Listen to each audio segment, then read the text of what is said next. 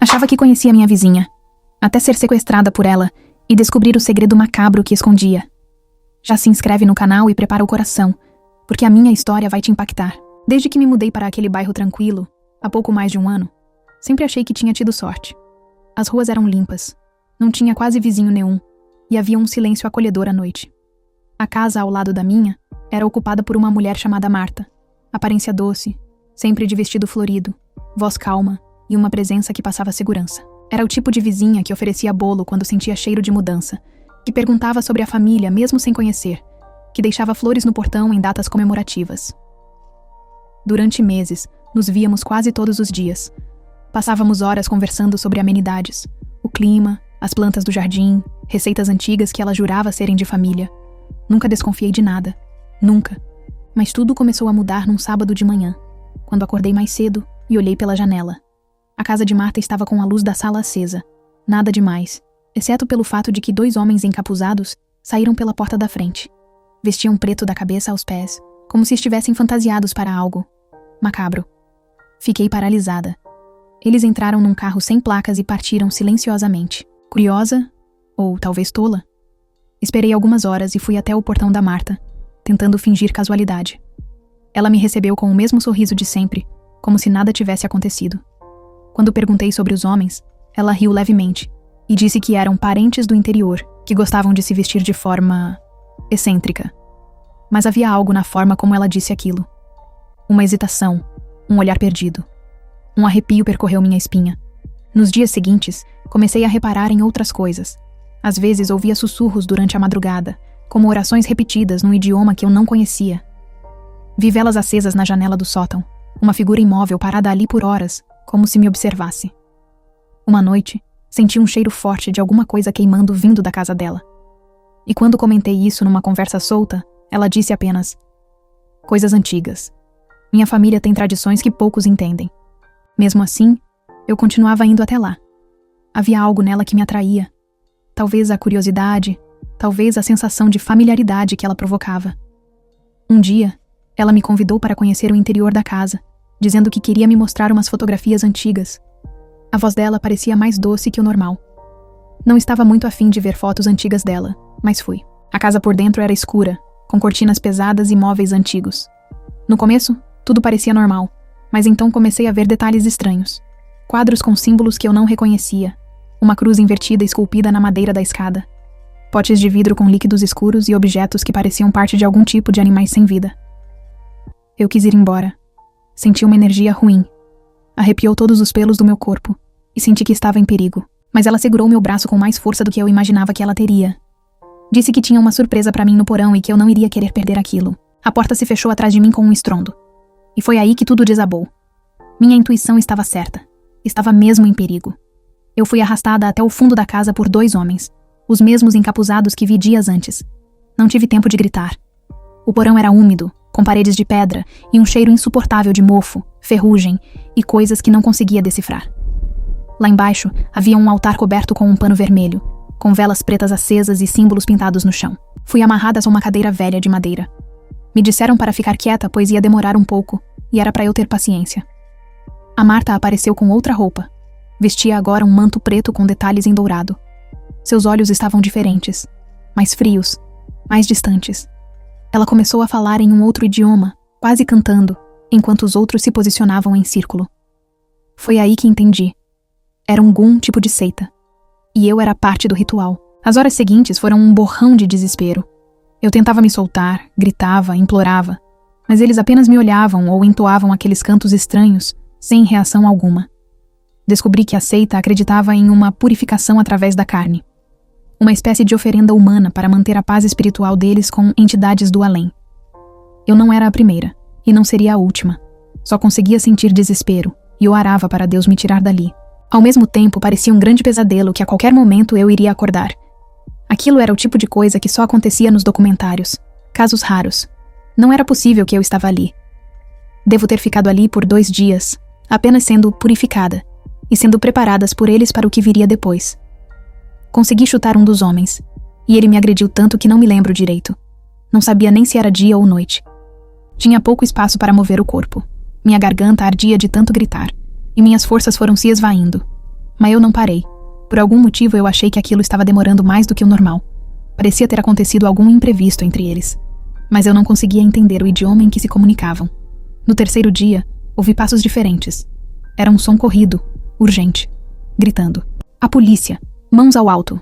Uma denúncia anônima havia sido feita por alguém que viu movimentações estranhas pela janela. Talvez um entregador, talvez algum curioso. Os policiais arrombaram a porta e encontraram o porão após horas de busca. Fui resgatada desidratada, fraca, em choque. Marta tentou fugir, mas foi capturada junto com 2 membros da seita. A casa inteira foi interditada. Nas semanas seguintes, as manchetes falavam sobre o culto da Rua Magnólia, uma seita que traficava pessoas para rituais ocultos. Descobriram outras vítimas. Algumas não resistiram. Outras, como eu, estavam vivas, mas nunca seriam as mesmas. Me pergunto o tempo todo quem teria visto aquela movimentação toda se não tinha mais vizinhos. Era só eu e Marta na rua esquecida e tranquila do bairro. Só consigo acreditar que foi um milagre, e Deus agiu no meu momento de maior desespero na minha vida. Ao longo de 2 dias, fui tentar investigar quem era a Dona Marta e o que ela pretendia fazer comigo. Uma seita só é uma seita, porque tem pessoas que concordam com um pensamento absurdo. Então, logicamente, tinham mais pessoas envolvidas, e eu estava destinada a descobrir. Após a prisão de Marta, o caso da bibliotecária parecia ter se encerrado, pelo menos à primeira vista. Mas o que as autoridades encontraram depois foi ainda mais aterrador do que o sequestro em si. A polícia começou a vasculhar todos os cômodos da Casa Branca da esquina, a mesma onde Marta mantinha seu jardim impecável, oferecia bolos caseiros e cumprimentava todos com um sorriso doce. Mas, por trás da fachada perfeita, havia um cenário que mais parecia saído de um filme de terror psicológico. No sótão, que havia sido trancado com um cadeado antigo, os investigadores encontraram dezenas de cadernos de anotações, cada um organizado com datas, horários e descrições minuciosas. Marta mantinha registros obsessivos de todos os seus vizinhos durante anos. Todos aqueles que moraram ao lado de sua casa, ela fez a mesma coisa que fez comigo. Sabia a rotina de cada um, seus horários de trabalho, datas de aniversário, marcas preferidas de produtos, nomes dos filhos e até problemas pessoais. E se fazia de mãezona e conquistava a confiança de cada um, antes de... Vocês sabem. Mas o mais assustador foi o caderno com o meu nome na capa, Marina, bem grande. Ali, Marta detalhava cada passo meu nos últimos meses. Desde a primeira vez que ela sorriu para ela na calçada, até as conversas mais banais que tiveram. Tudo era descrito como se fossem momentos mágicos de uma amizade que nunca existiu de verdade. Hoje ela me perguntou como estou. Isso é amor. Ana, ela estava de azul. Sabe que é minha cor preferida. Não posso deixá-la ir. Ela é minha. São algumas falas nossas que continham naquele diário macabro. Eu queria ler tudo, mas a polícia teve que levar como prova para o julgamento. Nos armários do quarto, foram encontradas roupas que não pertenciam a Marta. Um sutiã aqui, uma camiseta acolá. Muitas delas ainda tinham perfume. Guardadas como troféus sentimentais, como se fossem relíquias de um relacionamento imaginado. Todos de mulheres. Ela tinha uma obsessão pela feminilidade jovem. Talvez uma inveja do que ela não poderia ter mais. Eu realmente não sei. No porão onde fui mantida em cativeiro, a perícia descobriu que aquele espaço estava sendo preparado havia muito tempo. As paredes foram reforçadas com material acústico, para impedir que os gritos fossem ouvidos. Havia almofadas floridas, tapetes bordados à mão e até um rádio antigo, tudo decorado como se fosse um cantinho aconchegante. Como se Marta achasse que aquilo fosse um presente. Em um compartimento escondido sob o assoalho, a equipe forense encontrou algo ainda mais perturbador. Fotos antigas de outras mulheres, com traços parecidos com os meus. As imagens estavam amareladas, pareciam ter décadas. A imagem de uma mulher que havia desaparecido anos antes em outra cidade. E, coincidentemente, Marta morava na mesma rua na época. A polícia reabriu o caso. Com base nisso, os investigadores passaram a desconfiar que não fui a primeira vítima. Eu tinha certeza disso o tempo todo. Marta apenas se mudou, reiniciou sua rotina e reconstruiu seu delírio com uma nova mulher parecida com a anterior. Era como se ela estivesse tentando recriar uma história que nunca deu certo. Um tipo de loop obsessivo, onde sempre precisava ter uma amiga perfeita por perto. Além disso, um dos detetives encontrou uma caixa de correspondências nunca enviadas. Cartas escritas com uma caligrafia caprichada, começando sempre com querida amiga e terminando com amor, Marta. Em uma das cartas ela escrevia: Eu sei que ninguém entende o que temos, mas não importa. Um dia você vai ver que estar aqui comigo é melhor do que lá fora.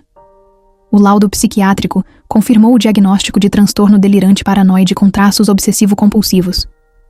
Marta não via maldade no que fazia. Ela acreditava genuinamente que estava protegendo quem amava. Ela foi transferida para uma clínica psiquiátrica de segurança máxima, longe da cidade. Os 2 homens que faziam o que ela mandava nunca foram encontrados. Como eles sempre estavam encapuzados, não consegui fazer um retrato falado. Marta não falou quem eles eram e estão à solta, podendo fazer novas vítimas. Conversando com os psiquiatrais para tentar entender o motivo dos rituais, eles acreditam que Marta usava da espiritualidade para tentar conseguir o que não conseguia sozinha. O desejo dela em ter amigas, a paixão dela por mulheres. Ela já tinha 71 anos e não poderia mais viver essas paixões joviais. Não poderia mais usufruir da sua sexualidade reprimida. Então ela tentava e tentava se tornar mais jovem, para assim ter de volta sua juventude e fazer o que tinha vontade. Ela acreditava que, tirando a vida de uma mulher jovem, a sua aparência seria trocada com a dela. E como nunca dava certo, ela tentava de novo e de novo. Ela não aceita que envelheceu e que não pode voltar atrás. Fiquei em completo choque com as análises e só conseguia agradecer a Deus por ter me livrado e ter acabado com aquilo de uma vez por todas. Não confiem em ninguém cegamente, gente. O mal vem de onde menos esperamos. Hoje em dia ainda carrego traumas e não consigo confiar em mais ninguém. Ainda tenho medo dos homens voltarem e fazer eu terminar o que Marta mandou. Estou tentando seguir em frente. Vivo dando entrevistas nos canais de televisão, sou usada como exemplo de força, mas só eu sei o quanto sou fraca. Se estou viva para contar essa história, só posso dizer que sou um milagre.